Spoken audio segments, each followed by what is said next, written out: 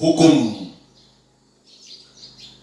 Ibu bapak, saudari dan saudaraku terkasih, hal pertama nubuat Nabi Yesaya, ia tidak akan berteriak dan menyaringkan suaranya atau memperdengarkan suaranya di jalan. Sudah terpenuhi, digenapi dalam diri Yesus ketika ia tampil di Galilea, di Kapernaum hingga ke Betania, Yeriko. Ia tidak berteriak, ia mengajar dengan kelembutan, dengan kasih dan kesabaran.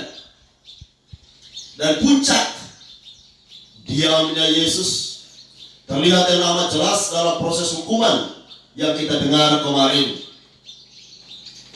Ia tak mengeluarkan satu suara pun melawan setiap tuduhan palsu, peradilan sesat yang dijatuhkan kepadanya. Ia menerima semuanya itu dengan tenang, tanpa teriak, tanpa protes. Itu semua diterimanya sebagai bentuk ketaatan total kepada kehendak Allah, sebagai bentuk cintanya yang tulus kepada umat manusia demi penebusan dosa. Itu hal pertama. Hal kedua yang dinubuatkan oleh Nabi Yesaya, bulu yang patah terkulai tidak akan diputuskannya, dan sumbu yang pudar nyalanya tidak akan dipadamkannya. Tetapi dengan setia ia akan menyatakan hukum. Artinya apa? Orang yang kehilangan harapan hidup, orang yang hidup dalam sengsara dan penderitaan, dihidupkannya, diberi semangat. Dan orang yang kehausan diberinya minum, orang yang kelaparan diberinya makan.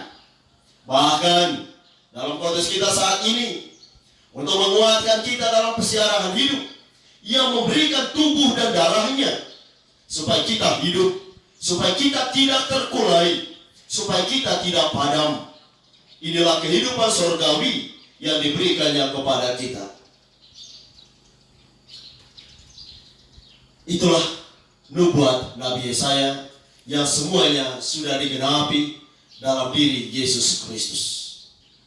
Selanjutnya, ibu dan bapak, saudari dan saudaraku terkasih, dalam bacaan Injil dikisahkan oleh Yohanes bahwa 6 hari sebelum hari Paskah, Yesus datang ke Betania, tempat tinggal Lazarus yang ia bangkitkan dari antara orang mati. Poin penting di sini adalah di situ diadakan perjamuan untuk dia.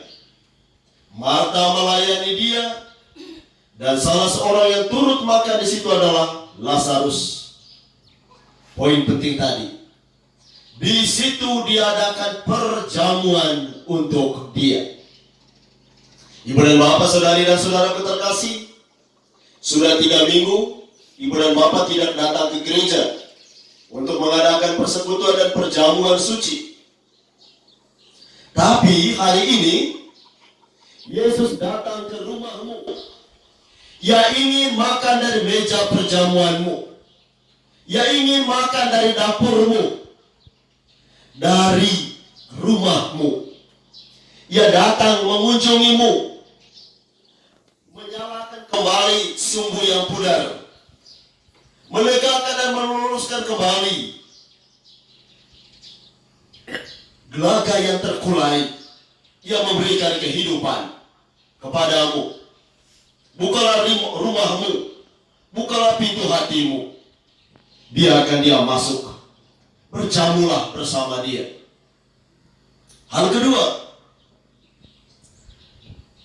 Maria mengambil setengah kati minyak narwastu murni yang mahal harganya, lalu meminyaki kaki Yesus dan menyekanya dengan rambutnya, dan bau minyak itu semerbak memenuhi seluruh rumah.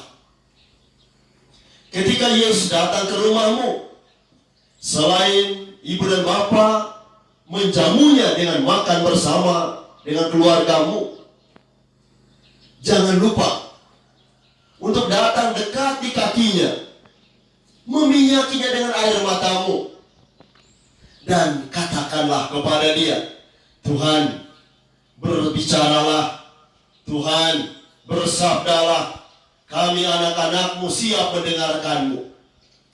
Niscaya dia akan berbicara kepadamu, ibu bapak. Dia akan bersabda. Ini adalah sabda kehidupan. Ini adalah harapan baru bagi kita semua. Yakinlah, umatku terkasih, ibu dan bapak, saudari-saudara, selama hari-hari ke depan, Tuhan akan selalu mengunjungimu di rumahmu masing-masing. Bagi yang sakit, yang tidak bisa bangun, bukalah hatimu. Biarkan Yesus ada duduk di samping tempat tidurmu, memegang kakimu, memegang tanganmu, memegang dan menjamah tubuhmu. Katakanlah kepada Yesus, Yesus, aku ingin menyatukan penderitaanku dengan penderitaanmu. Berikanlah kelegaan kepadaku. Yang saat ini gelisah dan khawatir, jangan lagi gelisah, saudari-saudaraku. Yesus telah menang. Kita pun menang dalam namanya. Percayakan seluruh hidupmu. Serahkanlah seluruh pergumulanmu kepada Yesus. Dia adalah jawaban dari setiap pergumulan dan persoalan kita.